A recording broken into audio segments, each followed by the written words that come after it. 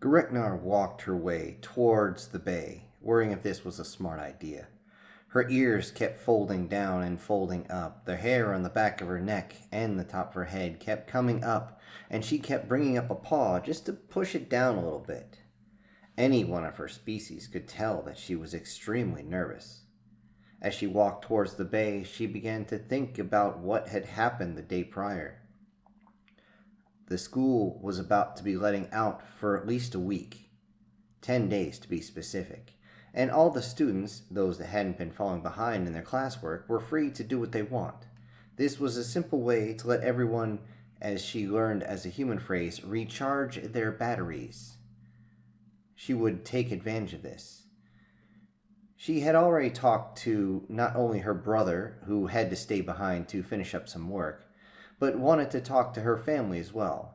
Her father was busy with his work, and her mother was definitely busy, as she was on several vacations. After seeing the way the humans are, she always wondered if her own species was a little strange in the way they did things, as they took many different paths between mates. And after getting a solid dose of humility at the hands of the humans, she began to look into different species to see how they operated, how they functioned, how they worked within themselves, and she found out that hers was the only race that, even though her parents were officially a couple, they were conjoined, they were married, they were raising children, very few times were they actually together. In truth, seeing them both at the academy at the same time was a surprise to most everyone, as they did not expect both parents to show up at the same time. Normally, in her species, if both parents are coming together, it is simply to celebrate an event or to mate again. Bringing up the thought of mating again forced her to push the fur back down from her head down back her neck, and she could feel that the fur was beginning to come up on her back, but she did not have the dexterity to actually move around as much to push it down. Thankfully, her tail did. She began to push it more and more down and hoped that many times that her clothing, the new clothing that she was wearing, would suffice. Normally, her species didn't wear much in the way of garments. However, it was insisted by the humans that she would have to wear at least one layer, a layer that actually covered a good portion of her body. She didn't fully understand this, as she understood they were going out into nature itself. There was no real reason for her to cover her body up if she wanted to enjoy nature, as they said.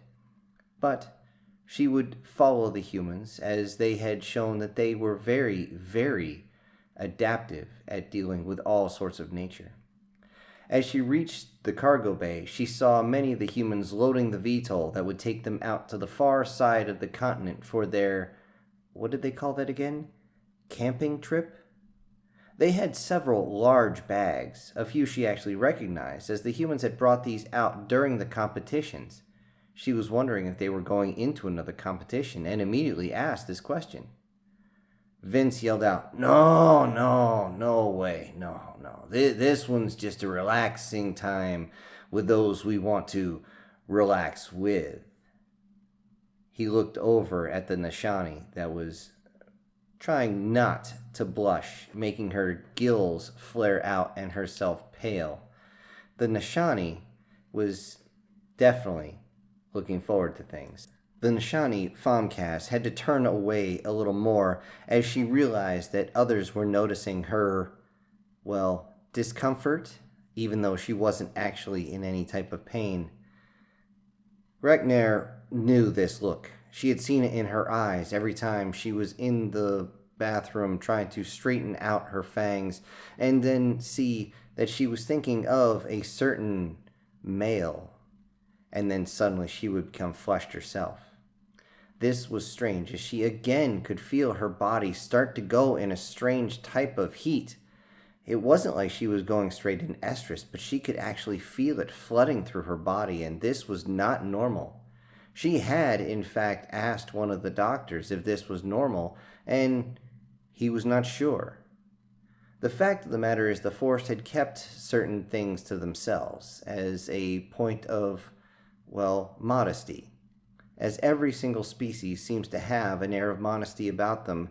The doctor didn't push this. Unfortunately, because of this modesty, he didn't know what to say, didn't know what to do, but simply left it as it was.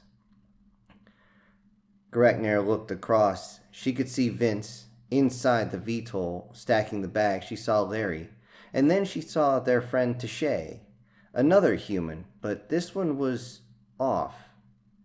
She looked and realized that she thought the human was wearing some sort of face paint, but as she got close, she realized this was not paint. But no, the human's skin was of a different complexion altogether. She was surprised at this and stared. Tashay simply looked, "Yo, take a picture if you want. It'll last a whole lot longer." Gretnar realized that she was staring, and Tashay thanked everybody for inviting him, but he had separate plans. Turns out he was just there to help them load up. They all did a strange goodbye, some of them grabbing hands and shaking them up and down in almost a violent manner.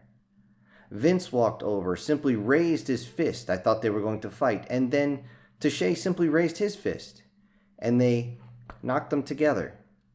It was an odd display, but no two farewells were the same. Gretnar was very surprised at this, as everything she had known had been stabilized. Everything was of a sequence that she had to follow. It was part of what she was. It was in her culture, but the humans were strange this way. Maybe this is why they had surprised everybody during their little shows. For a moment, as she thought back, she felt a twinge of pain right at the base of her tail, right where she had been plugged before. In a way, the pain kind of made her flush again with warmth, but she simply shook it off. She moved up and began to ask how things were going to be working. Larry laid everything out, how the VTOL was going to take them to their location and the four of them would disembark. They had another group out there that was going to be camping, but they would be let off several hours beforehand. They would be separated by a long, long way. Gretnar was slightly worried about this. Alone in the woods with two humans and a Nashani? I mean, sure, the Nashani would be a fine meal, but with two humans? I'm dead. Vince saw the interpretation in her eyes and said, "Don't worry about it. We'll keep you safe." With that, Gretnar felt a little bit of annoyance at that. Her species was still far larger than a human, and usually a lot stronger, especially when using all four of their limbs to move. Not to mention, she had fangs. Maybe not venom of the Zakanel, but she still was able to do plenty.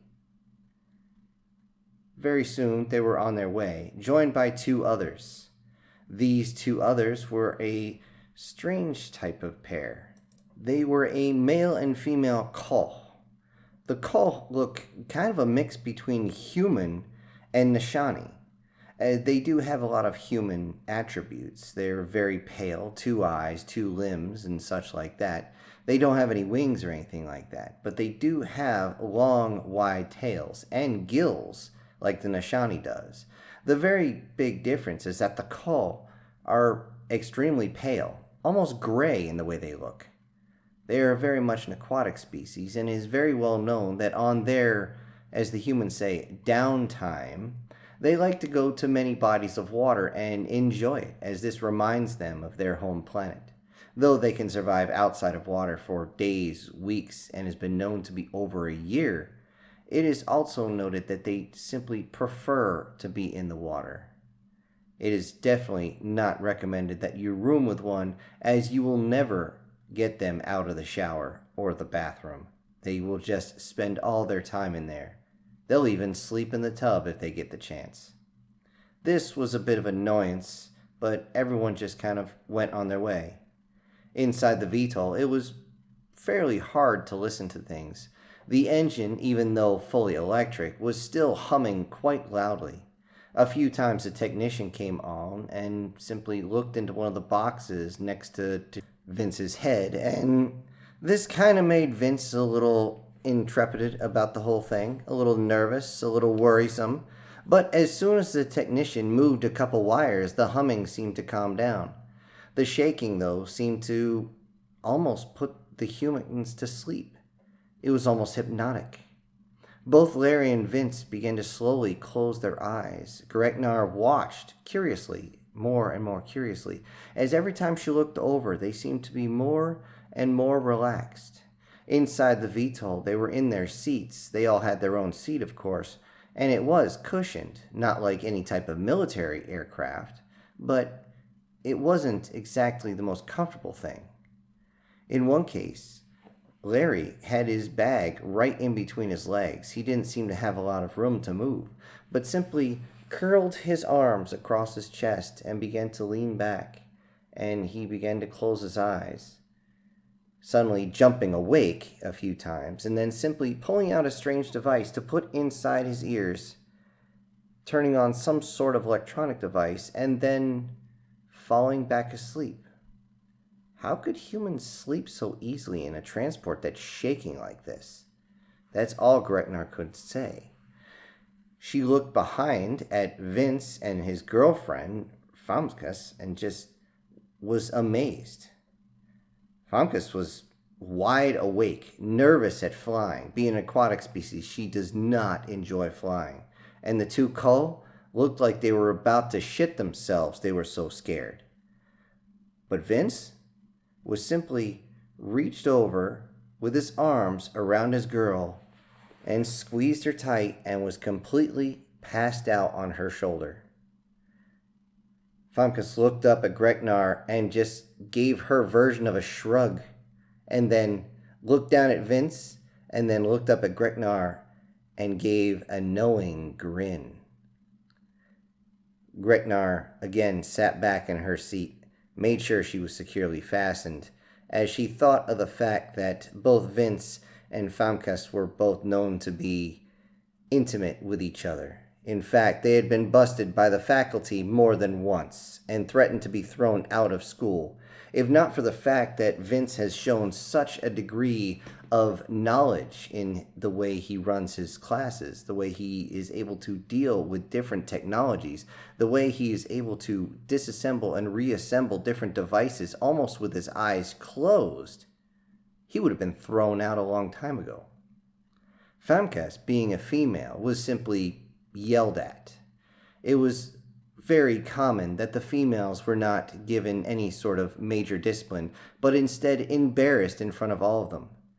Femcast is simply sent out a different type of rumor saying how interesting and how enjoyable it was to have a human boyfriend.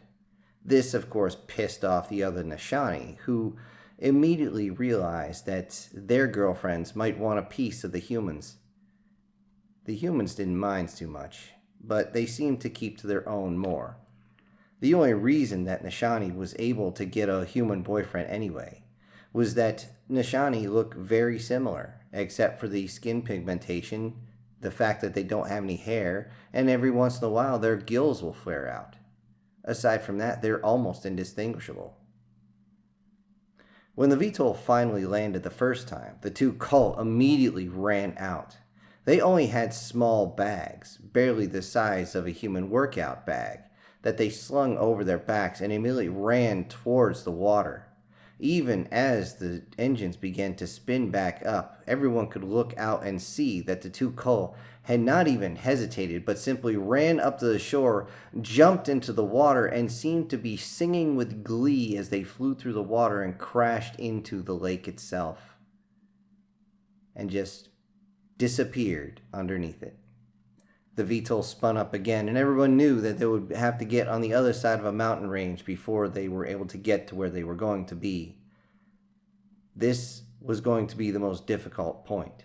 Even though the VTOL itself was a very sturdy piece of equipment, it still shook like mad as it breached the ridgeline, as much of the wind was hitting it right on the nose. But not clean and straight, no. Instead, it was enough that it lifted the vehicle up extremely fast. Gregnar, freaking out, grasped onto the side of her seat and was almost ready to lose control of her bodily functions. as she suddenly felt something tapping on her paw, the top of it. She turned and looked, and Larry was there with his hand on top of her claw, just smiling. Relax. We're not going down. Freaking out is not going to do you any good. Greknar realized he was right, but wondered how could the human stay so calm. In fact, how could the human keep from almost throwing up? She could hear Femkas in the back grasping for one of the yak sacks as she immediately opened it up and removed everything she had eaten that morning. Vince was beside her in absolute hysterics as he laughed at his girlfriend in complete and total misery as she removed the final bits that she had had for breakfast. In fact, she was able to seal up that yak sack just in time to grab another one. This time, Vince had grabbed it, opened it up, and handed it to her. She immediately snatched it out of his hand and shoved her face into it and must have removed the rest of what she had from the dinner prior. I wouldn't be surprised, Greknar thought, if she was actually starting to vomit her fecal matter from the other end of her digestive tract. She was losing so many fluids. By the time she had finished, even her boyfriend Vince had begun to get a little concerned, and she could see a little grossed out. As Greknar looked over to Larry, he was still slightly grinning, but this seemed more in a little bit of humor than anything else. Greknar started to reach for her own version of the yak sack, as she was worried that she would actually have to vomit all over the place. As she reached in, she couldn't find one, but before she even got very far, Larry simply handed one over that was already open. He seemed to know what was going to happen, and he didn't have to wait long. Greknar then completely puked out everything she'd ate that morning. One of the engineers came out from the cockpit and went to double check everybody as they started to descend. He saw several different of the barf bags that were on the side, all of them sealed, but all of which would have to be thrown out.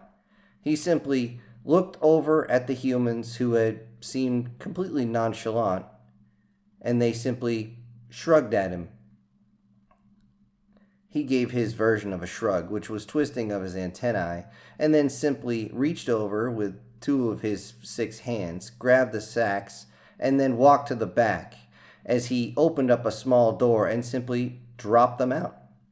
They would immediately go splat once they hit the ground, so no one worried about anything. 10 minutes later, the VTOL finally landed and everyone was able to exit.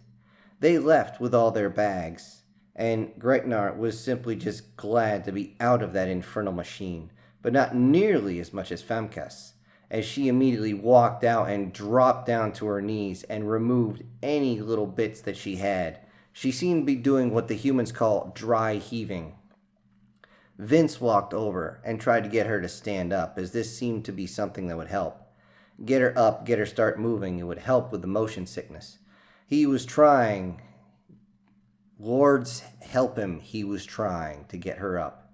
Eventually, the VTOL was getting ready to take off, and they couldn't stay close, so he simply reached over and picked up her barely 50 petite frame that couldn't weigh more than 40 or 50 kilos, and he just carried her off in one hand as he dragged 2 backpacks behind him. Clearly, one of them was designed for a human. In fact, as Greknar looked close, she realized that all the packs were designed for human. Now what is she going to do? She only brought this small bag of food that she was going to need for later. As she looked around, she began to wonder what the heck was going on. The humans were simply looking at each other and making sure everything was okay. Of course, Femkas needed more attention, and they got her some fluids to drink as she had lost a whole lot of them, and it was still going to be a ways before they found where we were going. Greknar was a bit confused, so she immediately went up and asked Larry what she was supposed to do. He then looked at the small pack that she was carrying and simply said, "Well, you're not carrying it that way." Greknar was confused until Larry actually reached up and pretty much yanked the pack off of her, immediately opened up the smaller of the 2 and immediately put Greknar's small little pouch inside of it and then sealed it back up. He simply then assisted Greknar in getting the pack on her back, which she found completely and totally uncomfortable. Reason being is she is not used to carrying heavy weight. In fact, her species is not designed for power, but instead speed. Though she has a lot of power due to her size, if one was to compare her size compared to a human of her size, there would be absolutely no contest. It would be the difference between a 6-foot tall human compared to a 6-foot tall gorilla. No chance at all. That being said, Femkes had an even harder time as she was still trying to deal with the lack of fluids in her system. But Vince still insisted and got the pack on her back, and eventually they began walking. The humans pulled out a strange device along with this strange piece of paper. They checked their device, they checked their paper, they started to twist in not quite the way the arrow was pointing on their device, but then simply said, "This way," and we began walking. We walked straight into the forest, Larry leading the way. Vince made sure no one was going to come up behind us, and they continued to walk, and they walked, and they walked, and they walked for what seemed like forever. Greknar kept checking her time device to see how long it had been, and it had been almost 3 standard hours. Well, 2 for humans, but still, they had walked for so long that her legs were seriously starting to hurt. She wanted to drop down on all fours, but she thought that might be inconsiderate, considering the humans seemed to be walking through the forest with these heavy packs on, seemingly not caring at all. Femcast was having a lot of problems as her small frame was barely able to lift this large pack that was on her, at least large for her size. Yet she was able to move through the bush a whole lot easier than Greknar, as Greknar was, well, large, quite large, as she stood a long ways above the humans. The larger height made it difficult for her, and eventually she said, what do you humans say?" Both of the men turned and looked at her. What do you mean, what do we say?" "When you don't care anymore." Oh, fuck it." "Yes, fuck it," Greknar screamed, and she dropped down all fours and began to walk that way. Though this definitely gave Vince a very, very good look at her hindquarters as she moved that way. Larry didn't seem to care, and Femkes was not caring at all. Eventually, they got down towards where they could see a pond. Not a very big lake, per se, but a decent-sized pond itself, surrounded by a whole bunch of fields on all sides. They wondered why the VTOL didn't land there, but as they got close they realized that the wind was moving a bit. Greknar asked why they didn't just land there, and Larry simply said, "And ruin the view?" With this, Greknar could not argue, as it was a beautiful view, but she wondered what they were going to do here.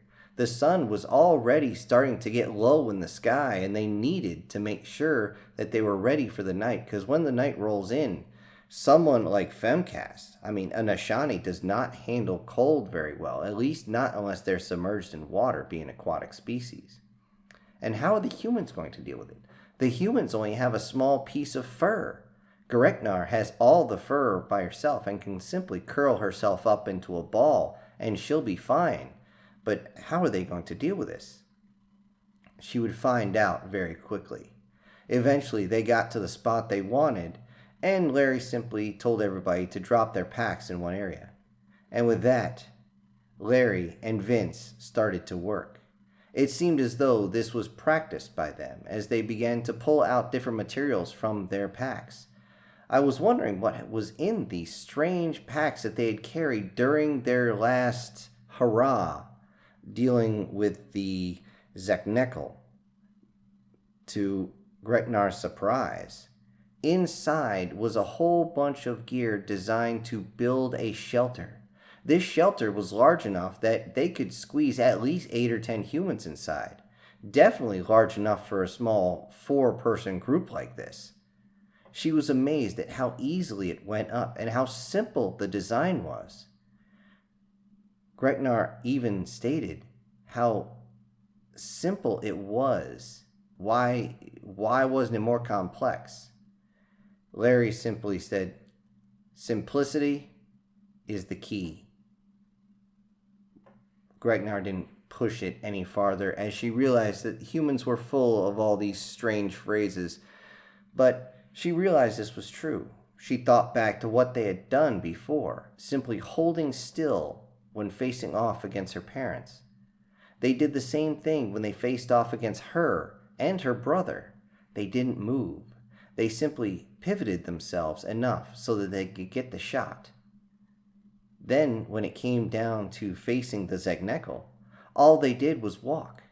They kept walking in a giant circle until the Zegnekel got so tired they simply sat down. And when they were that tired, they would pass out, and the humans simply would walk up and poke them with that little paint knife that you're given. It was such an epiphany for Gregnar as she watched as not only was this device they were setting up extremely simplistic, but the way it was designed specifically to catch as much heat from everyone as possible. She could see the thermodynamics that were going to be at work. She was impressed, and she grinned. This made Larry nervous as he thought she was growling at him. Is something wrong? No. I am admiring your work.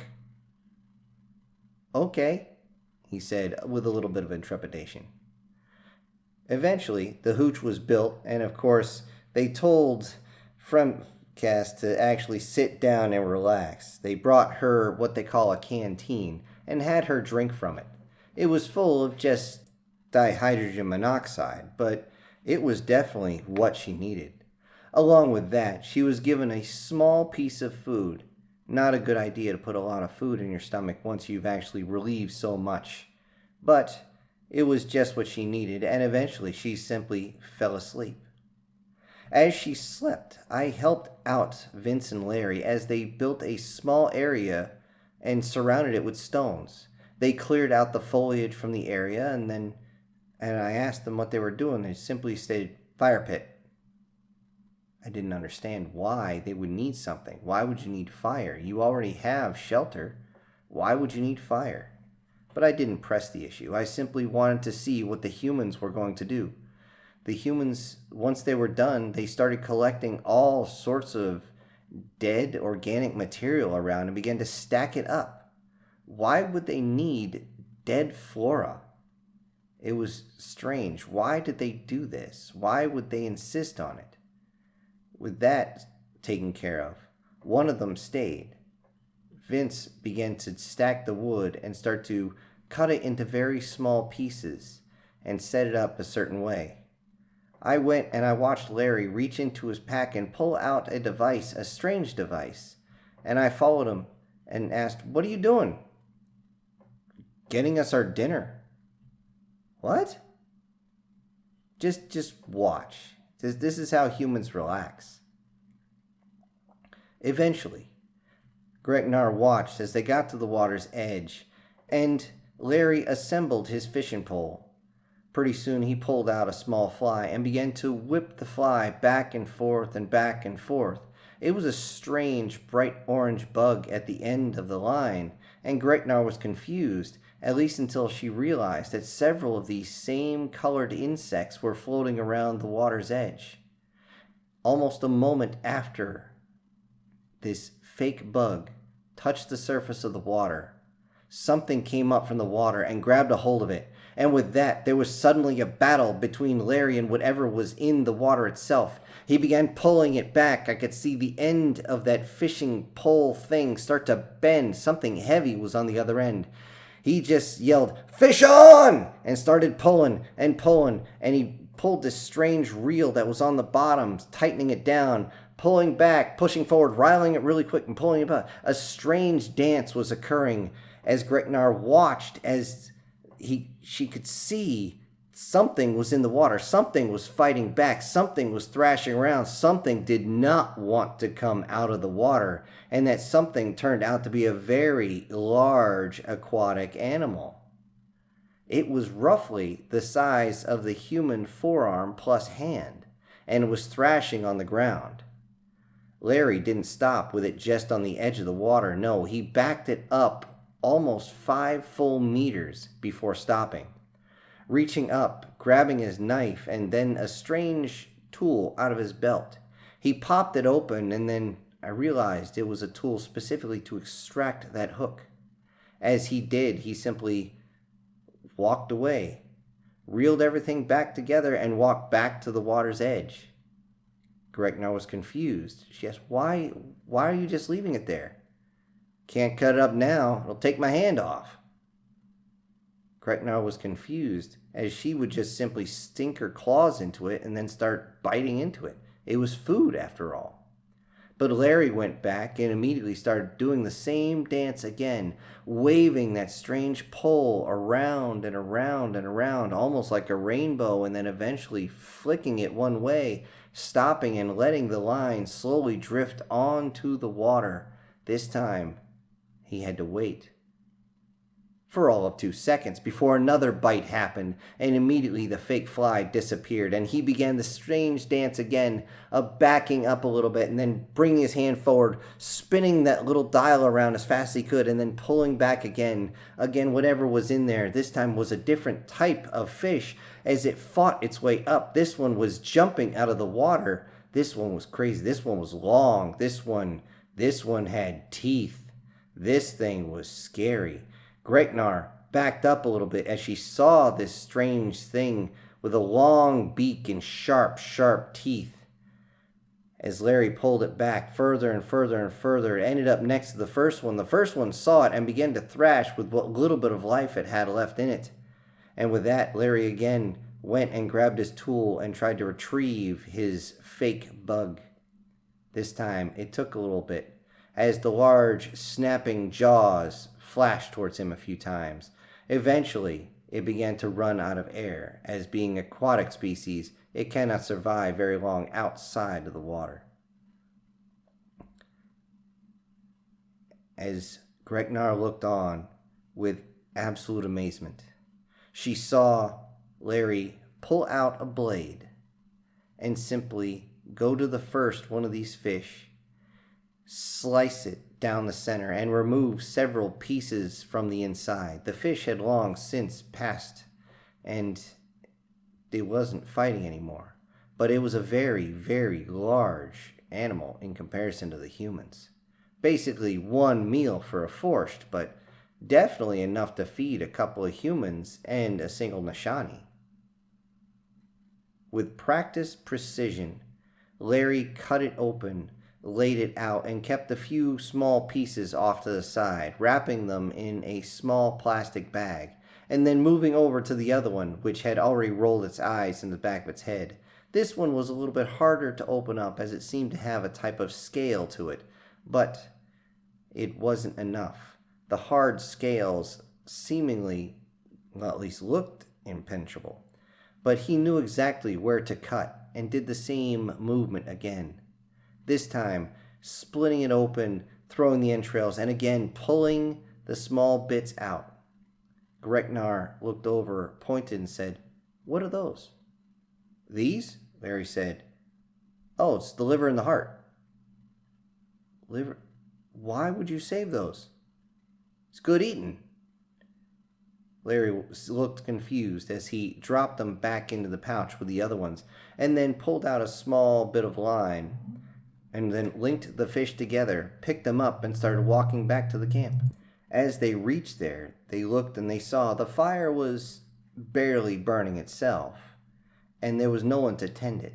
When they looked into the actual tent, if you could even call it that, as it was a makeshift of all sorts of different material, he could see that Famkes was inside completely asleep, and it looked like Vince had gone in to try and wake her up, but maybe to get a little schnook, but he was definitely not going to get any. So he decided to lay down. It looked like he was asleep. As Larry walked up, he's like, "Oh, jeez." And then, with the fish in hand, went over to Vince and kicked him on the foot. For a moment, Vince didn't move, and then all of a sudden he jumped up, holding an extremely large firearm, pointing it at Larry. Larry said, "Whoa, whoa, whoa, whoa, whoa, whoa, whoa, dude, fish." Greknar, freezing in place, watched it happen as Vince just lowered the weapon again and said, "Well, that looks like lunch." "Yes, it does." And they both started to move over towards the fire and start getting everything ready. As they did, Greknar was confused and still in shock as she heard Vince say, "When you did that, I didn't know whether to shoot you or shit myself." Greknar was now very confused, but she understood the humor as both of the men laughed. She watched as they both began to heat up plates so that they could start cooking the fish, and they began cutting sections off so they could cook it. Greknar began to ask why they would do such a thing and not just eat it straight. And with that, both Larry and Vince just stopped and looked at her confused. You would eat this straight?" Larry asked. "Of course," Greknar responded, without a moment's hesitation. Vince chimed in, "Ma'am, I'm assuming that your stomach is a hell of a lot stronger than ours. So I'm going to let that one pass, but I'm not getting whatever type of worm might be in these things. We're cooking this shit first." "Why would you cook the excrement?" "Oh, jeez. We're cooking the fish, not the excrement." "They really got to fix that translator," was all Vince said before he went back to his work. Larry had to explain how humans enjoy their food cooked instead of raw. Now, does it happen that they eat raw food? Sure, but it is more common that they would cook it, especially when they're not sure how safe it is, whether it might have a parasite or it might have any type of worm or whatever it might have. Greknar understood this, but she would still rather have just ate the damn thing straight. However, she couldn't fight the fact that it smelled really, really good. Along with the fish, Larry and Vince had pulled out several types of spices and started to saute the fish with this, basically a dry rub on it. This made Greknar begin to drool. She was a little embarrassed at this as she began to realize that and wiped her face as fast as she could. With that, Femkes actually woke up and asked, "Is dinner ready?" Larry actually got up and said, "Yep, here's your plate," and simply handed his over. He then reached in, grabbed another plate, and handed it over to Greknar. Greknar was surprised at this, at least until she realized that everyone was getting their own servings on a plate. She was surprised that they had gone out and done so many things that were just reckless in nature, and yet now they're eating with civilized flatware. They were allowed to have forks if they want. Of course, Greknar enjoyed just using her claws to eat. The rest enjoyed using a fork and a knife if they had one. They began to enjoy their food, and afterwards they produced a couple of beers. This was strange to everybody, as Femcast reminded everybody that she couldn't drink more than one. Any more than one would get into dangerous territory for her species. Greknar had never had an alcoholic beverage and wasn't sure what it was going to do, but she realized very quickly there was a reason why her species didn't drink. She got 2 beers in and she told everybody that she couldn't stand. She might end up relieving herself in a sitting position. This got the men to at least chuckle a little bit, and Larry saying, "Don't worry, sweetheart. If you need to, I'll carry you over the tree line so you can do your business." Vince was a little bit less forgiving and said, "Well, that might be a show. Let her rip." As they all enjoyed the night sky, Greknar just asked, I have a question for you guys. Why is it you humans are so good at what you do? So technically advanced? I mean, you are just destroying everybody in the competitions. And yet, when it comes to being able to relax, you decide to come out here in the middle of this planet where you don't have any idea what type of flora or fauna are here. And yet, you find this to be fun? I don't understand. Why would you do this? Is this something all humans do? Vince simply turned to Femcast and said, well, that's not the only way to relax. Larry shot him a glare, basically telling him to shut the fuck up, and then turned back to Greknar. Well, it's actually really common nowadays, especially now. When I was young, not so much. Camping was kind of something you did with family more often than not. You didn't really go out with your friends as much. Most people decide to stay home, play video games, drink. Most of them did some sort of illicit drug and stuff like that. But once we did our technological jump, it changed things. It changed us. What do you mean? Greknar asked. Well, you see, a lot of our species is, how do I put this? Linked in with their technology. I don't understand, she asked. Well, let me put it to you simply. When I was young, we didn't have anything like quantum flux energy. We didn't have quantum entanglement at the ready so we could send messages. We didn't have gravimetric drives like we do now. We didn't have any of that. And when we finally did, the jump in the way humans went so far into the tech field that you would be surprised how many humans now have artificial spouses. Artificial spouses? Greknar asked. How does that make sense? Well, let me explain. You see, now that we've found a way to regenerate and rejuvenate ourselves, humans have changed. Humans have changed a lot, actually. A lot of us who had really shitty childhoods were able to basically have a second chance.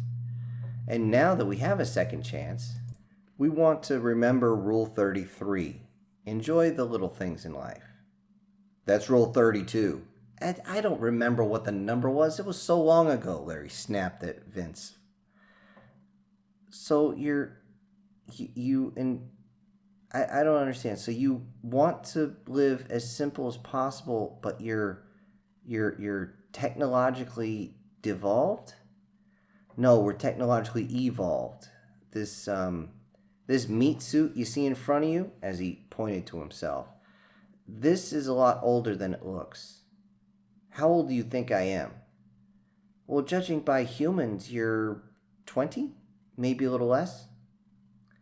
I'm over 80 years old. What? Yeah.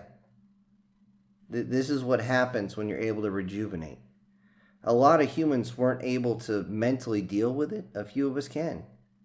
Vince over here, he's older than I am. Only by a few years. Yeah, it doesn't matter. He's still older than I am. With that, even Femkes had her eyes wide open as she looked at Vince up and down, and then Vince said, "What? You don't like what you see? I thought you really liked what you see," as he flexed his muscles just a little bit. This was enough that Femkes threw away the intrepidation and immediately began to give that come and get me look in her eyes. Larry simply said, "Oh, geez, guys, just not inside the hooch, okay? Go find a tree to lean against, will ya?" With that, Vince said nothing else. He simply stood up, reached his hand down.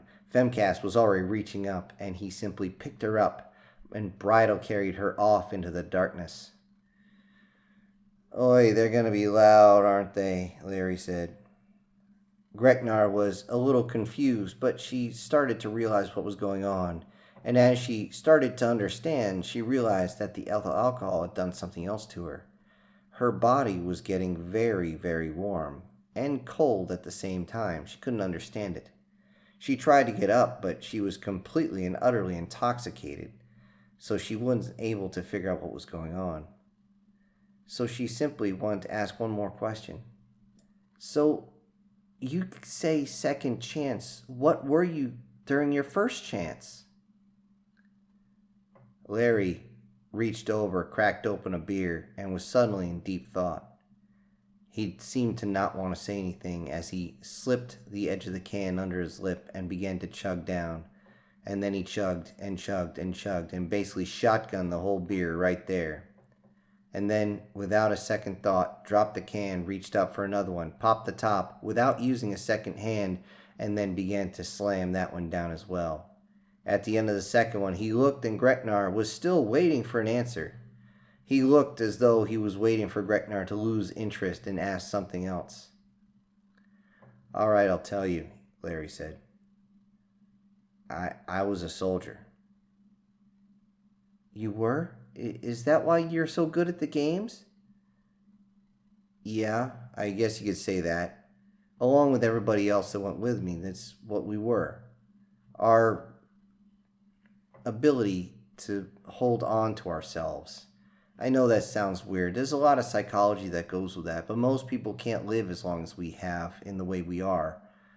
Some people simply burn themselves out. Some people decide to burn in. It's a mess. It's a huge mess. I'm sorry I even brought it up." "But I brought it up," Gretnar said. And I wanted to know," as she reached over and began to pat on the side of Larry's arm. Larry, suddenly feeling very, very uncomfortable, was saying, yeah, can we change the subject?" Yeah, sure. Actually, I wanted to ask you about something else. Uh, what the hell?" They could hear off in the distance the sounds that everyone knows, even if they've never experienced it for themselves. This immediately made both Gretnar and Larry very, very uncomfortable. Trying to pull their attention away, Larry simply asked, "So what was your question?" Trying to keep his eyes locked on Gretnar. "Yes, your friend Vince was bringing something up about humans and what they find attractive." Larry was suddenly feeling extremely uncomfortable as he was looking basically at a giant feline that was not exactly feminine in his eyes. I mean, he knew she was a female, that was obvious, but he was more than a little put back at this. Gregnar continued with, "And then he mentioned something about human attractiveness with a friend of his called Chris Purr."